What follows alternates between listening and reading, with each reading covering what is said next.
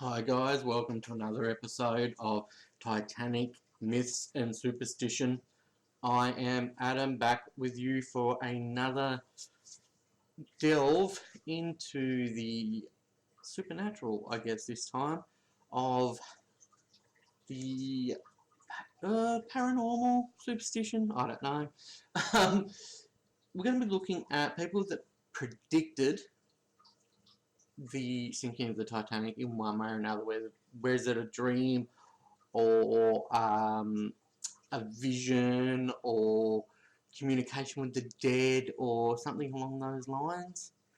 Seems a bit funny, sketchy. Yeah, you're not the only one. But it's taken me a lot longer than I actually expected to research this, because there is a lot of stuff out there, and the information that I will be sharing with you is just the tip of the iceberg of the stories that I've found. I will be going a little bit deeper. The stuff will be released on the Patreon page for the Patreon members, as well as on little snippets on Facebook and all that sort of jazz. Talking about social media, you can find us on most of the social media platforms. We are on Facebook, we are on Instagram and Twitter. All those links will be in the show description, so you'll be able to find them in there. Now, guys, before we actually delve into the paranormal, I'm going to actually hit you with some cold, hard facts instead of just normal paranormal stuff. I've said paranormal so many times, it's ridiculous. I'm just going to touch on how much it was to travel on the Titanic. Now, guys, hold your beer or whatever you've got in your hand here. To travel on the Titanic in 1912 in one of their first class parlour rooms that you saw in the movie Titanic, that Rose Whittaker was in. So it's the most fanciest room on board, not suite on board. For about a 7-night cruise, well not cruise, trip across the Atlantic, would have cost, in their money, around about $4,500. In today's money, guys, $100,000 for a 7-day voyage across the North Atlantic. 100k. I mean, serious guys, that's a lot of money to drop on a 7-day voyage. And you just think about that. These guys that were travelling to the States, or vice versa from the United States to England, would have had to come back. So a return voyage would have been $200,000. That is just ridiculous. And most of the amenities that they had on board, they actually had to pay extra for that. So they didn't get that included. They got their meals, basic meals and that type of thing, but they had to pay to use the Turkish baths. They had to pay to use the swimming pool. They had to pay to use the gym, and to use the telegraph, to use pretty much anything else. The first class passengers still had to pay just like anybody else. Now, if you were lucky enough to be in a berth in first class, in the 1912 money, you would have been looking at about £30 to $150. In today's dollar, about $3,500. So, look, that's not too bad. And that's a berth in first class. So that's, I guess it's not as bad as first class suite, 100k. It's achievable in our money. It's a lot of money, but it's still sort of achievable if you save up. A berth in second class, you're looking at around sort of, in the 1912 money, £12 to $60, so $60. It's about $1,375. So look, just a berth in second class would have been fine. About $1,375 is more reasonable than anything. I'm sure I would have been happy in a second class berth aboard the Titanic. Now, a berth in third class could range from £3, £8 or $15 to $40. Now that's depending on how many people were in a particular domicile or particular area.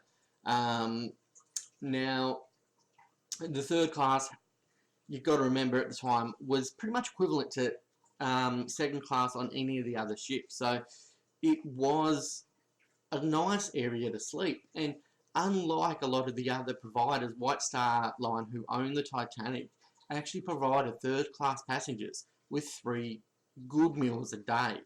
And they had space on the main deck, so they could exercise and walk around. So they had a lot of facilities that normally you didn't get in third class or steerage. The guys in third class only had 2 baths for everybody in steerage, so that's 2 baths that they had to share. So you can imagine it would have been fairly terrible. They had chamber pots in their rooms, as did all of the classes if they needed to go to the bathroom overnight. So in today's coin, to travel third class, it was between $350 to $900. So it wasn't too bad. But if you actually think about at the time, now guys, if you actually compare that to the wage of an average worker that worked on Titanic, their wage was around $10 a week. So if you look at that, to just for a berth in third class, $15 to $40. So that's a lot of money for those guys. And if you match it to today's money, you're looking at sort of $230 in today's currency. So it was a shit wage to be on. And I mean, if they were to travel in third class for a decent sort of berth, they were looking at $900. So $230 was their average wage. So guys, just imagine that they would have anyone traveling steerage would be roughly working on the same sort of wage, maybe a little bit more, maybe a little bit less, and taking their families.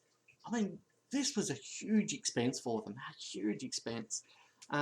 So those guys in steerage were really spending every cent on everything they had just to get in to accommodation to head to America or vice versa. Now, let's get on with a little bit of what we are going to talk about today. We're going to talk about 6 different people, I believe I've got here. 8 different people that apparently had paranormal episodes, I guess you could call them, or paranormal events in regards to the Titanic. Now, put yourself in the position of someone travelling on an ocean liner in 1912. There was no aeroplanes. The ocean liner was practically, well, it was the airline of the time. So it was quite normal for you to jump on a boat to get from point A to point B. And in this case, going from Southampton to New York, it was a standard trip across the pond, as they call it, from the US to England. So to be worried about something or to be on the ocean it just didn't happen really. It was normal. It was like us getting into an aeroplane and think every time we're getting into an aeroplane that something's going to happen, or in your car that something's going to happen. It just wasn't a normal event. And I've looked into the people that I'm talking about, and these people were your normal everyday people. They didn't come across as weird or anything along those lines. Now, I'm not going to spoil anything by saying this, I don't think, but the great majority of cases that I have found while doing the research for this are people telling us about these predictions after the event. Very few, if any, that I've been able to find are actually people that have came forward and said, hey, look guys, don't travel on this particular day because the ship's going to sink. Can you imagine that though? Can you imagine if the directors and managers of the White Star Line, who just built this, the world's biggest ship at huge expense, and on the maiden voyage, we're going to stop it because one particular person has come forward and said, oh, I had a dream that the Titanic, this unsinkable ship, is going to hit an iceberg and sink. They would have thought the person was absolutely crazy. And really, I mean, I don't know whether I believe in having visions and things like that, so it would have been very hard for me to sort of accept as well. I guess I kind of believe in the fact that deja vu, and I believe that that you can sort of say, oh, gee, I knew that was going to happen, that type of thing. Like you dropped a cup, or you ran into a post or something like that. Yeah, gee, I knew that was going to happen. Just intuition. But yeah, it's one of those things, I guess, guys. Now, the first person that we're going to talk about is Major Archibald William Bunt. He was travelling in first class, and he was actually he was actually working for the President of the United States. He'd come back from 6 weeks holidays in Europe. So he was a really, really, intelligent type of person, I guess you could say. He was a major in the army, or the Defence Force. So if I'm incorrect in saying the army, please correct me. And he had a premonition when he was in Europe, apparently, that he wasn't going to get back home. Now, it's a long trip from Europe to America. A lot of things can happen. Now, it's believed that he contacted his lawyer and arranged for his last will and testament be closed and he arranged for his last will and testament, and he closed up all his affairs to prepare for his death. Now, Major Butt did not survive the sinking of the Titanic. Did he predict his own death? Was it a bad feeling that he had? That, oh, crap, something's going to happen to me? Did he have a run-in with somebody when he was in Europe that he thought, shit, I'm not going to make it home, these people are going to catch up with me, and he just happened to be on board the Titanic when it sank? Who knows? Now, the next person we're going to talk about, she was a maid for a first-class family. So she was on board, and her name is Anne Ward. Now, she survived the sinking, and she had a premonition, apparently, that something was going to happen to the ship on the maiden voyage. Now, apparently, she reported said premonition to her mother, and she said to her mother that she did not want to make another voyage across the ocean. Now, it's believed that she could not explain what caused the fear of another voyage across the ocean or anything along those lines, but it's just thought that she had the premonition, or she had a premonition. Now, let's look into that. She'd probably been working for years and years. She was a maid. She was tired. And she just did not want to go on another boat. I guess it's like anyone that catches a plane every day or has to travel for work. After a while, you just get sick of it, wouldn't you? That you're constantly on board an aeroplane and going back and forth, back and forth. You'd get sick of it. Did she have a premonition? I guess we'll never know. She did survive. I couldn't find much information after that. The Titanic Encyclopedia has got a little bit more in regards to it, but I won't go into depth. I'll probably go into depth a little bit more on the Facebook page or on the Patreon page. So have a look on there. The next person that we have got lined up to talk about is a passenger.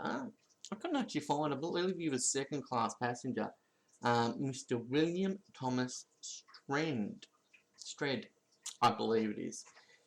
He was a well-known British journalist during the late 1890s and early 1900s. Now, prior to boarding the Titanic, Stred wrote a piece for the Review of Reviews, the title being From the Old World to the New. In the fictional piece, he described a passenger on a White Star Line ship known as the Majestic, who encountered two ghostly survivors from the Titanic wreck. From a wreck. of Anne and Jane, from a wreck of the Anne and Jane, a ship that sank after striking an iceberg.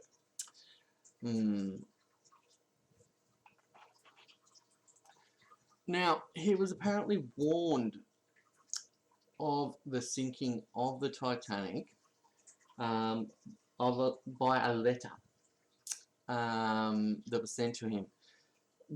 And he replied to that letter saying, "Dear Sir, thank you very much for your kind letter, which reaches me just as I am starting for America. A silly hope that none of the misfortunes which you seem to think may happen will happen. But I will keep your letter and will write you back when I come back. Yours sincerely, W.T. Strand." Now, by looking at that, Mr. Strand didn't believe this letter at all.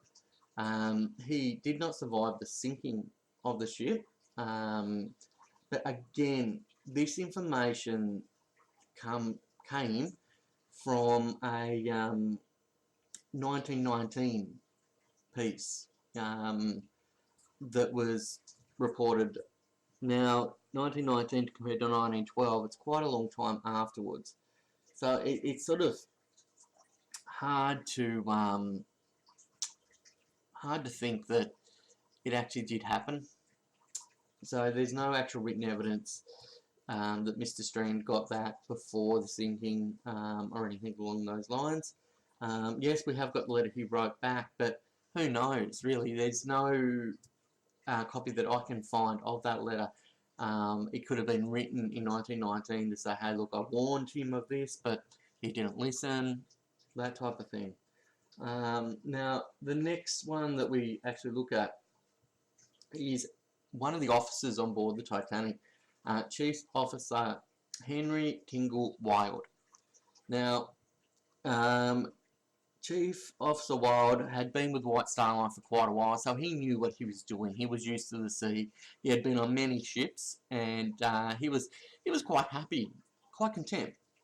Now, before the Titanic set sail, he actually wrote a letter to his sister, stating, "I still don't like this ship. I have a queer feeling about it." Look, he was sailing on the biggest ship in the world at the time. Now, he's used to ships that are probably half the size of that. Of course it's going to take time to get used to sailing on it. He had a few problems leading up to the sailing, so he would have had his jitters and not feeling great about it. There's a lot of reasons to writing that statement. So personally, I don't actually take that statement as him having a premonition that the ship was going to sink. I sort of just take it as Chief Officer Wilde just not liking the situation that he was in, or having a bad feeling about the people that he was working with, or something along those lines. It doesn't read to me that he had a premonition. But guys, you tell me what you think. I could completely be missing everything along that. I'm open for to be wrong. It does happen occasionally. Well, you just ask my wife about that. Now, we go next to a second-class passenger, Eva Hart. Eva was 7 at the time of the sinking, and she later claimed that her mother, while on board the Titanic, would sit up night after night, and she was fully dressed in her evening coat and everything like that, and was sitting and waiting because she had a very strange feeling that the ship was going to sink. And I read an account one night before the ship actually sunk. She apparently heard a noise and sent her husband up on deck and checked, and nothing could happen. And it was apparently around the same type of time that the Titanic actually did hit an iceberg. And on the night that the Titanic actually did hit the iceberg, Eva Hart's mother was apparently still sitting in that chair and felt or heard something, and again sent her father up, Eva Hart's father, up on deck, and found that something had happened. Now, they went up on deck, and was Eva Hart, and I believe her mother was able to get off the ship and survived. And they feel, because of the position that they were in the ship, that if her mother hadn't been sitting up and having these premonitions or feelings leading up, that they wouldn't have survived. Well, I don't know. I mean, we all have strange feelings sometimes, don't we? Is that paranormal? Is that us being attached to something greater than we know? I don't know. It's hard to say. Personally, I believe that we can be attached to things that we don't really understand or know. Energies in the world, I really don't know. I mean, yeah, I believe in some respect that everything is connected. Something might have been something like that. Who knows? Or it could have been, again, to the point of she was on the biggest ship in the world. She had probably never been on a ship this size before. I don't know how many times that she had been on a ship before. She could have been a nervous sailor, a nervous passenger. I really don't know. I mean, I know it sounds like I'm going through these and trying to debunk them, but I'm sort of looking at the opposite side of it as well to say, okay, is there an explanation? Is there a reasonable response to the things that I'm finding here? Look, there is, but it doesn't mean that they didn't have the paranormal experiences that they're saying that they had. Just because I find it hard to believe, it doesn't mean that it might not have happened. The next person I actually talk about is Captain Smith himself, the captain of the Titanic. Now, he also was the captain of the Olympic on her maiden voyage, and apparently Captain Smith declared to a friend that the ship was going to sink. That's what the article said when I was reading it. Now, the actual article is a little bit hard, so I'll read the article out to you. This was actually in the Daily Tribute, the Chicago Daily Tribute, on the 18th of April 1912. So again, after the fact, it was about 4 days after. Now, it states a woman living here, so in Newcastle, whose husband is an officer on the White Star Line, tells an incident about the steamship Olympic, at the time commanded by Captain Smith. Now, at a gathering of officers of the Olympic and their wives, references were made to the fact that the Titanic would soon take the Olympics flag as the largest vessel afloat. This record to some that was published in England that about this spring the largest vessel in the world would sink with heavy losses of life. Captain Smith, who at the time had been notified that he was to command the Titanic, responded, "Well, if the largest liner in the world sinks, I shall go down with it." Afterwards, the wives of the Titanic's officers, who was then attached to the Olympic, told the narrator of this story about the conversation. It had upset her completely and called apparent about her husband's transfer to the Titanic. The husband is supposed to have been one of the officers lost on the Titanic. So from what I'm reading now, it's written in Old English, so some of it was a little bit hard to read, so I do apologise. So basically saying that when Captain Smith was commanding the Olympic, Titanic sister ship, they had a chat about it with the officers saying, "Hey mate, you're going over, you're going to be, again, the captain of the largest ship in the world." And apparently someone had written that who wasn't liking the idea of the ship being so large that everyone on board was going to die or have an accident or something like that. And Captain Smith has replied saying, "Hey, if the ship goes down, I'll go down with her." I don't know.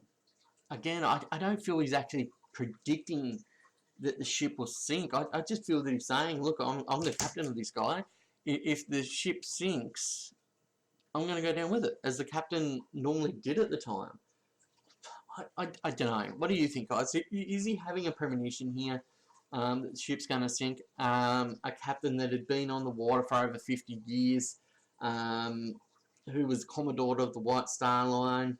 He was the highest paid captain. I don't know. It's hard for me to believe that a man like Captain Smith would be having a premonition. It doesn't actually say there that I'm predicting that the ship's going to sink. It's actually just saying that if the ship does sink, I'll go down with it. Who knows? Now, another lady, Ella Wheeler, now she was a passenger on board the Olympic at the time of the sinking.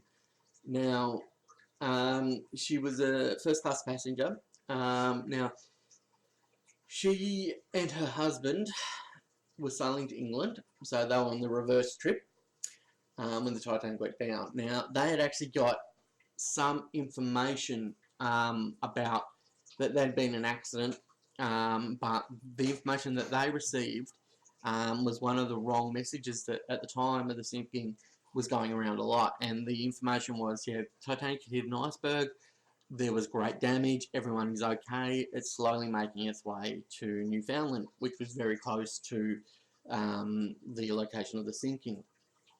Now, apparently Ella and other passengers around them had a very strange feeling that this was the wrong information, and that they was greater loss of life than they were reporting, and the ship had actually sank.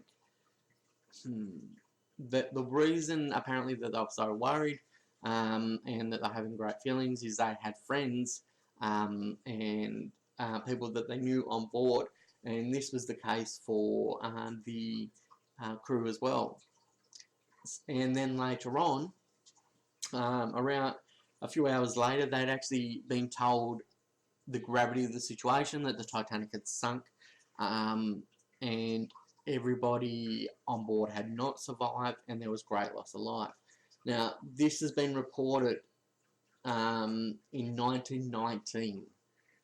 So you're looking at a good sort of you're looking at a good sort of 7 years after the sinking of the Titanic. Now, she actually reports that that her stateroom steward, an Englishman apparently, had 2 brothers that was on board the Titanic and had been lost. Now, how could they, without getting on the wireless, well, they couldn't have done. They couldn't have known at the time, still being on the Olympic, that who had died and who hadn't. That information was going across the Marconi system at the time, but not everyone had been counted for. So we don't know when apparently she had this premonition or feeling. You're guessing around sort of the April 14th, 15th time, and when the steward actually told her that his brothers had passed away. I don't know. This one seems really far-fetched to me, and I think it just feels like she was trying to get a bit of limelight. I don't know. What do you think, guys? Hit me back with what you think about it. Now, the last one we're going to look at is the daughter of a Indigenous American Indian. Now, 3 days before the Titanic went down, she had a vision of disaster. But apparently, she didn't get it clear enough to distinguish what ship it was, nor the place of the accident. The evening of the fatal night, while sitting by herself, she felt unrest and unwell coming over her. Now, it's giving way to her feelings, or because she felt crap, basically, she decided to go to bed. Now, apparently, when she was asleep, something came to her, and she floated over the top of the sinking Titanic, and and she was freezing, and she saw many bodies in the water, struggling. I don't know. Now, this was reported as a psychic experience of an Indian princess. Now, this was reported again in 1920, 6 years, well, no, longer, sorry, 8 years after the disaster. It just seems to me that a lot of these, if not all of them, can be easily explained to bad feelings and things like that. I'm not saying every case of the premonition of the Titanic can be explained away. Now, that can be said in the book that we looked at in the last episode, The Wreck of the Titan, written in about 1897. The coincidences between what happened with Titanic and the Titan was so similar that it's hard to say that it's just a coincidence.